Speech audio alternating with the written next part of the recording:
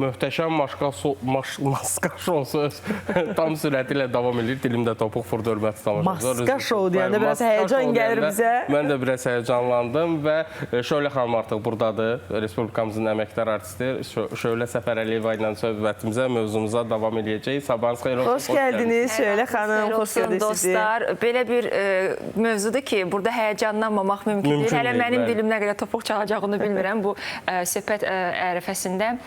Bütün tamaşaçılarımızı salamlayıram. İctimai kanala dərin təşəkkürümü bildirirəm ki, belə gözəl, möhtəşəm, dünyəvi bir proyektə məni dəvət edib və mən də özümü digər həmkarlarım kimi səhnədə tam fərqli bir obrazda göstərə bildim. Tamaşaçılara bir daha sevdirə bildim ifalarımı və ən əsası bu gözəl, pişik qəlblərdə özünə məxsus yer tapa bildi. Həqiqətən, gözəl deyəndə burada mübaliğə yoxdur. Pişiyimiz o qədər gözəldir ki, doğrudan gözəldir də. Yəni çox ən qəşəng maskalardan biriydi. Bunu etiraf edirəm. Yəni təvazökarlıq olması məncə də ən gözəllərindəndir. Çox gözəl gözləri var. Baxışları, nazı, qəmzəsi, makyajı, saçları, hər şey düşünülüb. Əsas odur ki, bax, hər dəfə bizə maskadan qonaq gələndə, bizim sənətçilərimiz gələndə daxil olan kimi hamısı eyni. Ay, darıxmışdım. Şölə də eyni ilə. Şölə xanım da deyir ki, mən darıxmışdım. Mən gəlin bizim ilk addımlarımızdan danışım. Bəli, təəssüratlarımdan, əslində təəssüratlarım çoxdur. İndi bilmirəm, yadımdan çıxacaq yoxsa yox. İlk olaraq ötən il biz görüşdük bu layihə ilə bağlı və mənə 2 maska təqdim olunmuşdu. İlan maskası və pişik. Daha çox hiss elədim ki, mənim pişik obrazda olmağımı istəyirlər, amma mən nədənsə ilk dəqiqələrdə ilan dedim. Düşündüm ki, Şölə Səfərəliyeva çox konservativdir, səhnədə də ağır duruşu var. İlan yəqin daha uyğun olar. Amma bir dəqiqə keçmədi hardasa, dedim yox, pişik. Çünki mən eksperimentləri çox sevirəm, adrenalini hədsiz dərəcədə sevirəm. Ona görə düşündüm ki, elə səhnədə də ilan, maskada da ilan, yox, lazım deyil, pişik olacam və tamam fərqli, artıq repertuarımı da düşünmüşdüm və çox-çox təşəkkür edirəm İctimai kanala ki, mən istədiyim mahnıları mən ifa edə bildim, ürəyimdə qalmadı. Yəni, burada əsas 2 mahnını vurğulamaq istəyirəm. Gülçöhrənin Aryası ki, ta uşaqlıqdan oxuyuram. Sadəcə böyük səhnədə heç vaxt ifa eləməmişdim və xalq musiqimiz. Mən qətiyyətlə dedim ki, mən mütləq muğam zəngüləsi eləməliyəm. Proyektdə hələ belə bir şey olmayıb. Mən bunu eləməliyəm və əminəm ki, maraqlı olacaq və pişiyin aşkarlanması yolunda tamam fərqli bir istiqamətə gedəcək bu ifa ilə. Elə də oldu və mənə xoşdur ki, hər maskanın bir ifası var, yadda qalan və pişikdə də elə bir mahnı, Aybala gəlir mahnısı yadda qaldı. Bu çox xoşdur. Emosiyalarım hədsiz dərəcədə çoxdur. Mən bizim komandaya təşəkkür eləmək istəyirəm. Çünki hər biri sözün əsl mənasında ailə kimi qayğı göstərirdilər. Koordinatorum Turala, 2 Tural var idi və onlar da öz aralarında, bütün koordinatorlar yarışırdı öz aralarında və hər dəfə onların qrupu var. Yazırlar ki, pişik bu həftə çıxacaq, nə oxuyacaq? Və mənim də koordinatorum Tural deyirdi ki, çox gözləyərsiniz, biz heç ara çıxmayacağıq. Biz finala qədər gedəcəyik və əgər birdən nəsə olsa, finalda Məo mahnısını oxuyacağıq. Yəni, bütün heyət, hamı, axıra qədər pişik, sən finaldasan, sən güclüsən və hətta İndi öz aramızda orada eşidirdim ki, digər personajlar pişik artıq səhnəyə çıxanda narahat edirlər ki, bugün ələnəcəm, bugün pişik 100% mən kənarda qalacam, mən ələnəcəm, pişik 100% finaldadır. Amma deyirsən, saydığını say, gör, yəni tali, qismət nə gətirir. Yəni 50-50-yə az qalmışdı, 1%, 51-49-la mən şounu tərk elədim. Amma çox gözəl təəssüratlarım var. Mən bizim rəssam, bizim kostyumer rəssam Nərminə xanıma təşəkkürümü bildirirəm. Doğrudan siz qeyd elədiyiniz kimi çox-çox gözəl işləyib pişiyi. Göyçəkdir yəni. Hədsiz dərəcədə. Hətta yeganə iştirakçıyam ki, orada hündür daban ayaqqabıyla Çıxırdı səhnəyə. Hə, yəni hamını baxdım ki, hamıda normal yerdən də ayaqqabı. Bəli, amma məndə çox hündür idi. Çox çətin şovlar. Belə postlu pişikdir də. Ona görə orada hündürdaban, dikdaban olmalı. Olmalıydı. Çox çətin məqamlarım da var idi. Ray, where is my husband mahnısını ifa eləyəndə 2 mərtəbəli mənim üçün düzəltmişdilər, üstünə çıxıb oxuyurdum səhnə.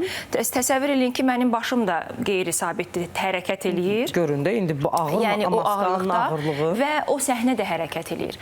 Məşqlər zamanı fırlandıq, bir dəfə üzü fırlandı və tarazlığımı az qala itirmişdim. Doğrudan da çox çətin idi. Az qala yıxılmışdım və bu məqamda bizim rejissorumuz Timon dedi ki, Pişik, gəlin bu fırlanmanı etməyək. Biz sizlə risk eləyə bilmərik. Çünki heç nə görmürəm. Görürsünüz, ağzından bax balaca bilir. Heç nə görmək olmur.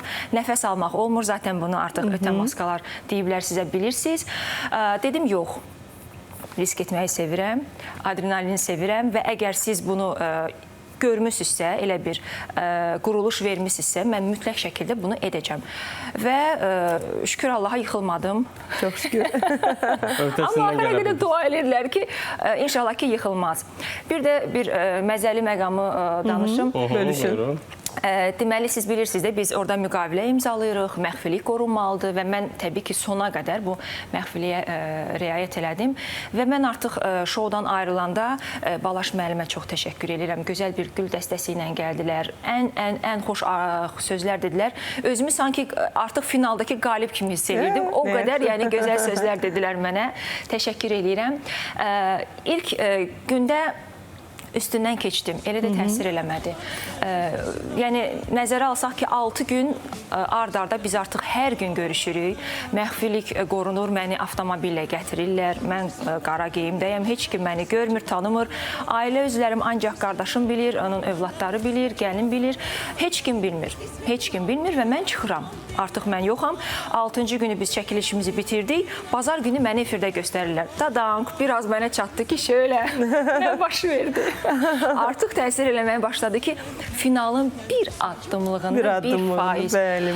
Və növbəti gündə artıq yenə başladı çökməyə. Çünki mən bölüşə bilmirəm emosiyalarımı. Heç kimə heç nə deyə bilmirəm. Və 3-cü günü artıq özümü o qədər pis hiss eləyirdim. Düşündüm ki, mənim bir metodum var.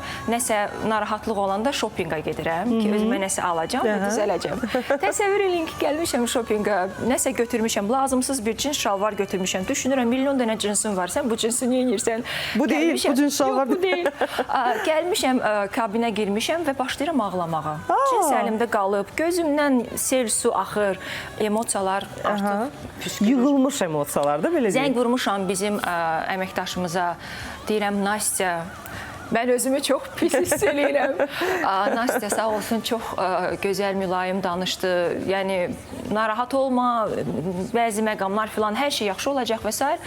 Və Turala, koordinatoruma yazıram.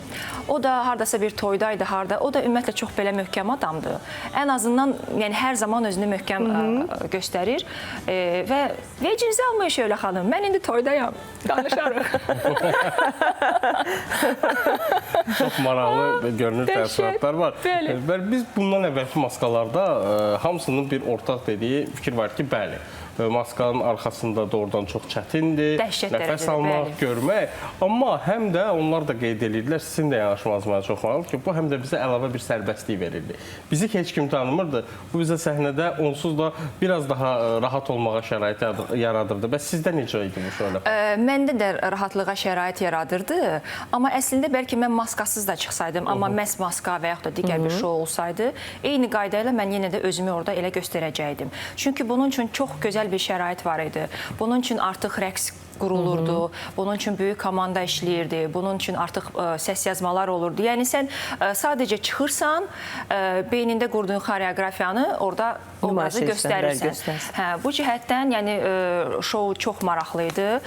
Mənə çətin gələn oldu ki, təbii ki, yenə deyirəm, bəlkə də yeganə iştirakçı idim ki, hündürdaban, dikdaban ayaqqabıdaydım və o gəzmək, görmək, yəni o maskanın içərisindəki istilikdən heç danışmıram, yəni məlum məsələdir və maska bitəndən sonra bilmirlər axı nə baş verib və çoxu mənə deyir ki, sən niyə belə arıqlamısan, nə olub? da deyə bilmirəm ki, mən orada sauna effekti yaşayırdım və arıqlamamaq mümkün deyil idi, yəni çox maraqlı idi. Maraqlıdır, ümumiyyətlə, bütün bu təcrübənin özü maraqlıdır. Bəli. Və o səsi gizlətmək məsələsi, bu asan məsələ deyil. Bəli. Yəni, hər nə qədər peşəkar bir ifaçıdır Şölə Səfər Əliyeva, amma yenə də o səsi gizlətmək, səni tanımasınlar, bilməsinlər ki, o oxuyan Şölədirmi, deyilmi? Necə, hansı, belə deyək, üsullardan faydalandı Şölə? Mənə çox xoşdur ki, mən uşaqlıqdan bərabər böyüdüyüm, Bəri Bax uşaq ansamblında Rauf Babayevin yetirmələri olan insanlarla çalışdım bu proyektdə. Anar bizim musiqi rəhbərimiz, Anar aranjmanları elirdi, səs yazmaları və Anar deyirdi ki, mən sənin səsini əzbər bilirəm deyə nə effekt verirəm, yenə deyirəm ki, Şölədir, bizim Şölə oxuyur və təsəvvür edin ki, saksafonda da Gülçöhrənin arasında artıq Fərid, Bəri Baxın digər yetirməsi mənə müşayiət eləyir və təbii ki, Fərid biz deməsək də elə ilk saniyələrdən dedi, bu Şölədir. Yəni, bunu necə gizlətmək olar? Tanıyanlar var idi, yəni tamaşaçılardan tanıyanlar var idi. Mənə çox xoşdur ki, detektivlər axıra qədər tapmadılar, çox təəssüfmü deyim, nə deyim, bilmirəm. Yəni, ən böyük ipucu... Bu sevindiricidirmi, tapmadılar yoxsa? İpucu yoxsa? verilsə belə ki, 11 nəfərə qalib gəlib Əlaçı şou nəzərdə tutulurdu. Murad Arif Şölə Səfər Əliyev adını dedi, amma axırda yenə də Leyla Quliyeva dedi və eləcə də hamısı, yəni bu bizim koordinatorların, ümumiyyətlə komandanın bəlkə uğurudur ki, yenə də tapa bilmədilər. Amma o ipucu artıq möhürünü qoymuş bir ipucuydu, yəni mümkün deyil idi tapmamaq. Yəni maraqlı idi, səsimizi gizlətməyə çalışırdıq. Şöyle xanım, səsi indi siz peşəkar ifaçısınız, müəyyən qədər nəsbəz. Hərəkətlər biraz elə vərdişdir ki, insan dəyişə bilmir yerişini, səhnədəki tutaq ki, jestlərini. Onu necə bəs gizlətməyə çalışırdınız? Siz inanırsınız ki, Qaya Dövlət Ansamblını salamlayıram. Bizim solistimiz var Günay. Günay deyir ki, mən deyir elə efirə ilk verilişlərdən baxanda sən ayaqlarımı belə qoymuşdun. Mən yoldaşıma dedim ki, bu Şölədir. Deyir, onun duruşundan mən tanıram.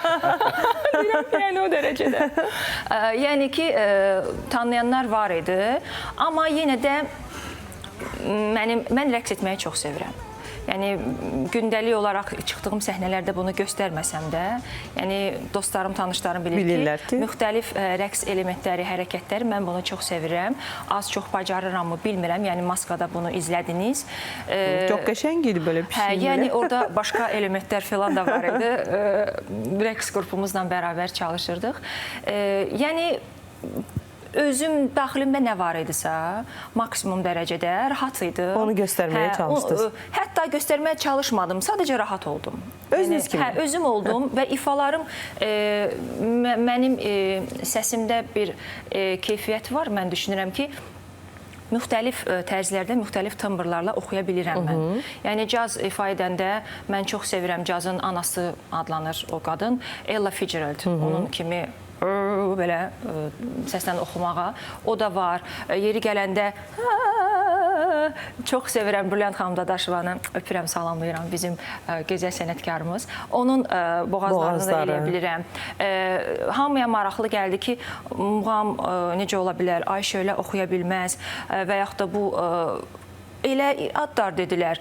Yəni, bir anlıq düşündüm ki, balaca bir muğam, bəs arxada o qədər İngilis dilində, nə bilim, dünya çapında ifalar var idi. Bu ifaçılar onları oxuya bilərdilərmi? Yəni, necə baş verir bu müqayisə? Təbii ki, adlar deyilməli idi. Mən dərin təşəkkürümü bildirirəm bizim detektivlərimizə. Pişiyi çox sevdilər, çox dəstəklədilər. Hər birinə ayrı-ayrılıqda Murada, Nigara, Faiq bəyə, Coşqun bəyə. Hamınız möhtəşəmsiniz. Hər biriniz rəng qatırsınız bu şoya. Bütün komanda, heyət, nöqtə vergülünə qədər hamı necə gözəl dəqiqliklə işləyirdi. Təbii ki, yəni bu dəqiqliyi görən zaman sən də həvəslisən. Təbii ki. Sən də bu ailənin, komandanın bir üzvüsən. Yəni, möhtəşəm idi. Yenə suallar verir. Suallar verim də. Şöyle, baxın, dediniz ki, biz qoruyurduq ki, heç kim bilməsin. Təbii ki, qaydalar var, imzalanmış o müqavilə var. Bundan hamı bilir ki, beynəlxalq bir layihədir və layihənin qaydalarına görə heç kim bilməməlidir. Bax, deyirsiniz ki, sezənlər var idi, yazanlar var idi, tanıyan. Onlar sizin özünüzə də yazırdılarmı ki, şöyle, sənmi orada? Yəni, nə qədər gizlədə bildi şöyle özünü? Yaxınlarından, doğmalarından, evdə. Mən bilirəm ki, sənsən. Şübhələnən olub, işləyən olub, soruşan olub kimi, siz oradasınızmı da?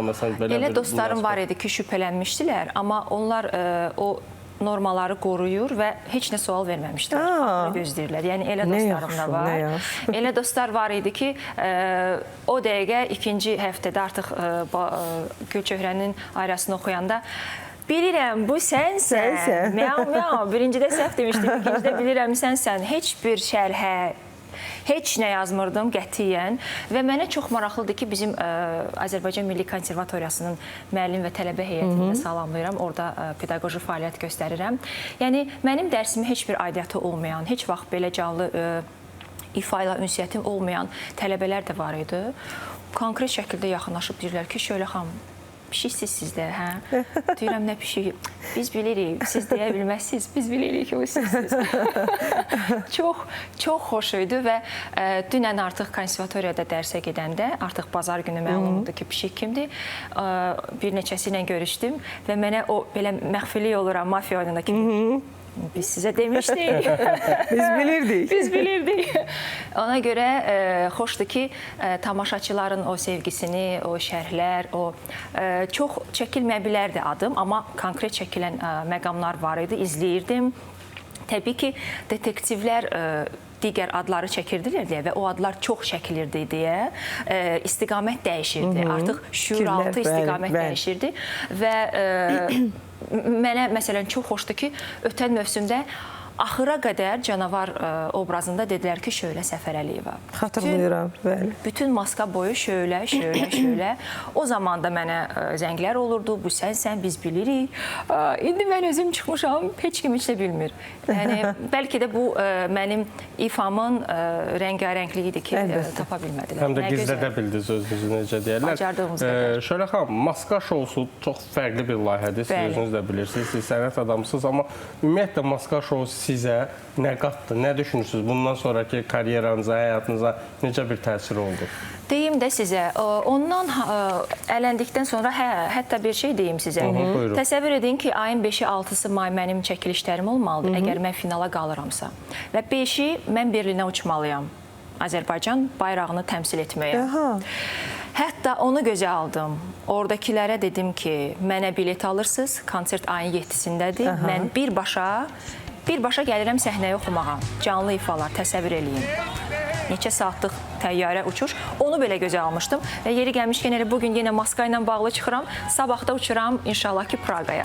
Yenə Azərbaycan bayrağını ucaltmağa, necə deyirlər, səsimizlə təmsil etməyə. Uğurlar arzulayırıq şöyle sizə. Sualımız yadımızdan çıxdı.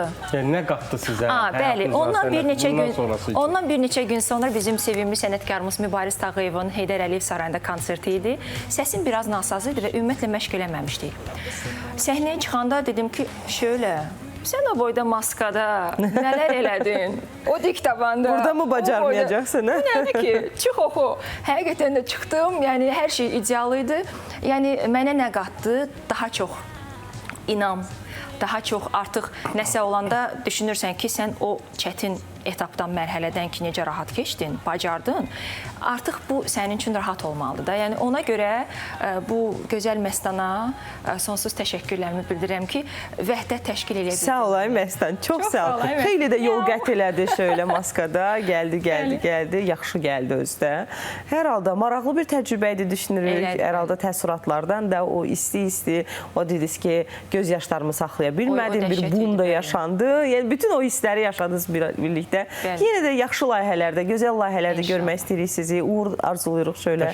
Çox sağ olun ki, bu səhər təəssüratlarınızı gəlib bizlə də, tamaşaçılarla da bölüşdünüz. Qarşıdan da Qurban Bayramı gəlir. Şöyle xanım, siz də Qurban Bayramınızı təbrik eləyirik. Sizi də təbrik eləyirik. Xalqımızı təbrik eləyirik bir daha və bir daha təşəkkür eləyirik. Həm maska şousundakı o möhtəşəm iştirakınıza görə, həm də bugün gəlib bizim səhərimizə rəng qatdığınıza görə, maraqlı ünsiyyətinizə görə biz əməkdar artist Şölə Səfərəliyeva ilə ünsiyyətdə olduğu hörmətli tamaşaçılar maska şouda pişik obrazını canlandıran Şölə xanımla danışdıq, təəssüratlarını bizimlə bölüşdü.